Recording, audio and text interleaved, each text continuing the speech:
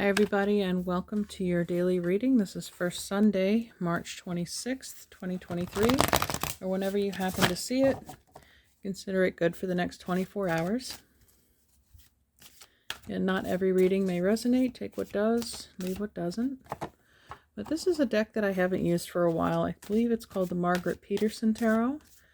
The imagery is a bit abstract, but I think the artwork is really beautiful. So let's see what our message is for today. Starting underneath the deck, trial. Okay, this is the Hanged Man, being pulled by opposite forces, the sun and the moon, the conscious and the subconscious. And here we have a phoenix, though, rising from the ashes. The Hanged Man is also a card of sacrifice, contemplation, enlightenment. So let's see, it might be a spiritual test that you're undergoing, or that you haven't seen the outcome of yet. Let's see, I want to pull this other card too. Okay, so let's keep this here.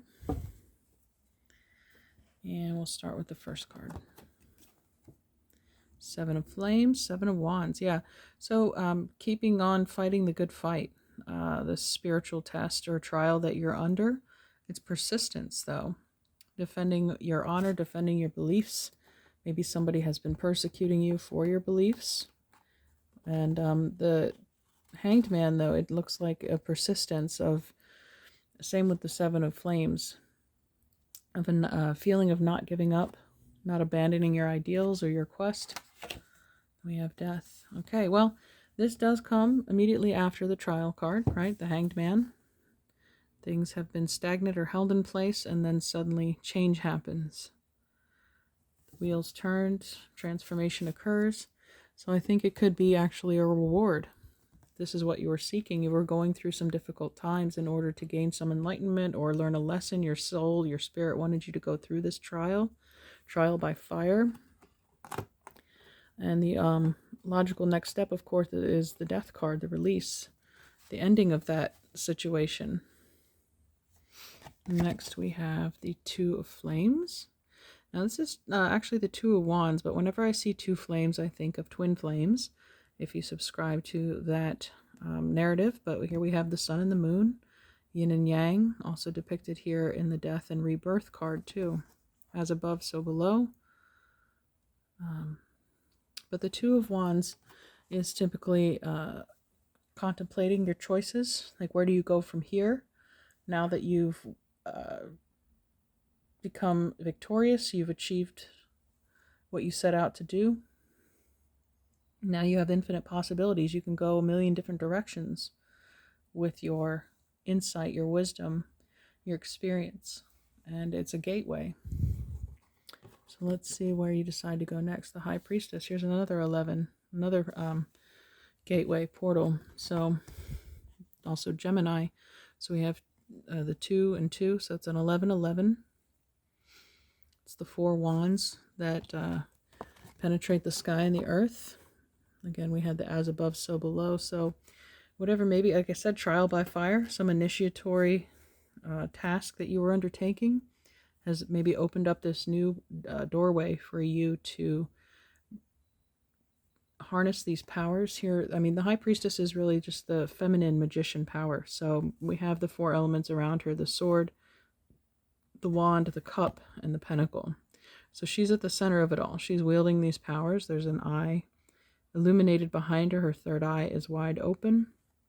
She has access to both sides, life and death, male and female, but she's in the middle, utilizing and harnessing those powers, wielding them to her advantage. So that, again, there had to be some sacrifice or trial that you went through in order to get to this stage, to this phase. And then we have the Emperor. Okay, so here we have divine feminine, divine masculine. Again, with the two flames, the twin flames there. This is Aries energy, as the sun just went into Aries in the tropical zodiac, but this is being a commander, a chief, the King of Kings. Again, I got that strong take charge energy from the High Priestess as well. So there's a commanding of will, of manifestation happening here.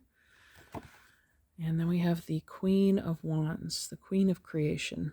Look at this fiery couple. I think you're meeting a divine counterpart today with the two flames there. Again, with these major arcana showing up, we have 4 of them. Yeah, this isn't all happening today. So this is what the door that's being opened for you today.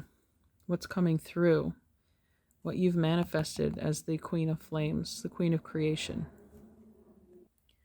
But it goes to show, again, you're being tested. There is a waiting period. There's a trial that needs to be completed. Again, perhaps you're still battling it out here in the 7 of Flames. I just got July as the 7th month, but actually September is sept, the prefix meaning 7. So July to September, somewhere in there.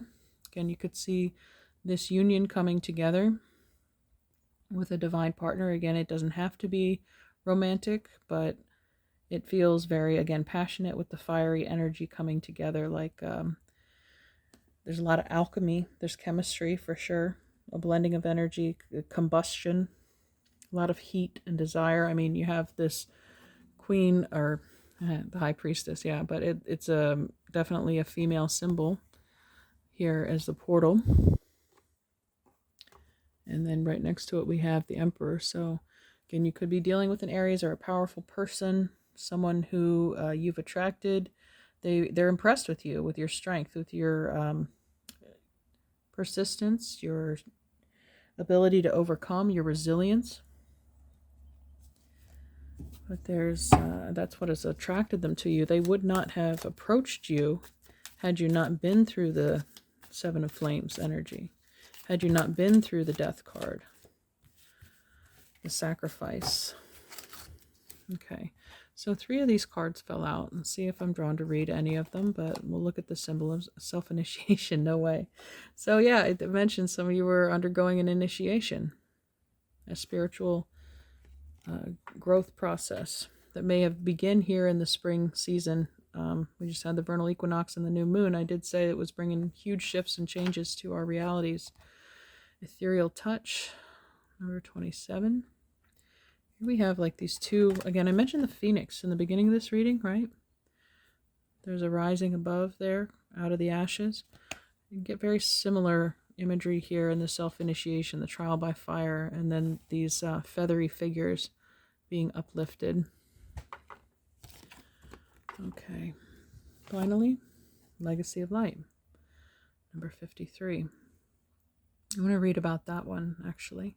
53 is the 17th prime number. The 17th major arcana is the star. Again, speaking of destiny. So this process was part of your script, part of your reality.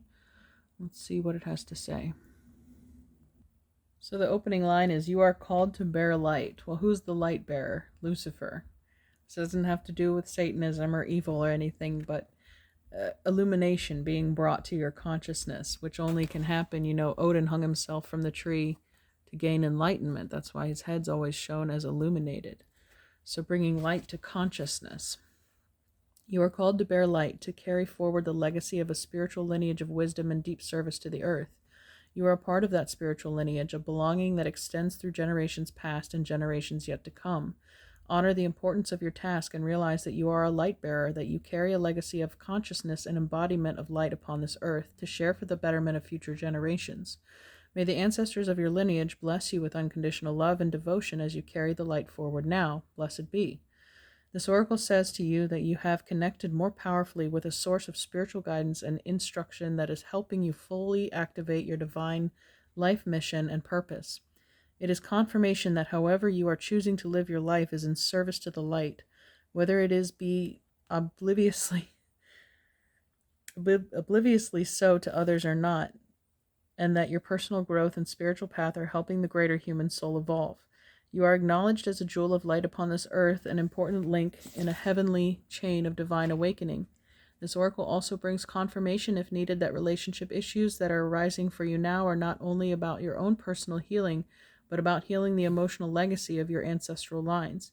To do this, you may wish to journal, dance, or meditate, or dedicate a yoga practice to the healing of your ancestral inheritance, and ask that your own relationships be assisted through the karmic grace of your ancestors to step into more consciousness of love now. All right, that That was a pretty heavy reading. This has been a heavy weekend. If you saw yesterday's, I encourage you to go back and watch that. It feels rather strongly connected to today's reading. But I think this is, again, speaking of these shifts that are upon us with the changing of the seasons and the new moon. So I'm going to grab a couple of angel messages for us. Celebration, yeah. So much like the phoenix that's reborn, right, after this difficult period, there's much to celebrate. You've been victorious. You're overcoming. You'll be rewarded with abundance.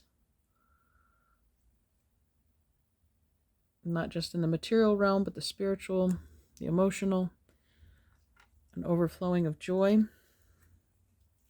We have willingness. Again, I feel like you're being rewarded for your willingness to persist, your willingness to undergo challenges, responsibilities, and struggles. There's hard work she's doing there, right? Being willing to do the work. Put in the effort. We have compassion. So having compassion for yourself and others in the process. And finally, forgiveness. All right, so some of the spiritual journey may have to do with, again, as the Legacy of Light was talking about, healing ancestral lines, healing current relationships. It may involve forgiveness of people who have maybe put you through the fire. That's going to help you liberate your soul. You're not holding on to that coal, hot coal, hoping the other person will get burned. That's just nonsense. You're only hurting yourself by holding on to that hate, that anger, whatever it is. That's what's been holding you back in the Hanged Man. Okay, everyone, I hope you enjoyed this again, and we'll see you tomorrow. Take care. Bye-bye.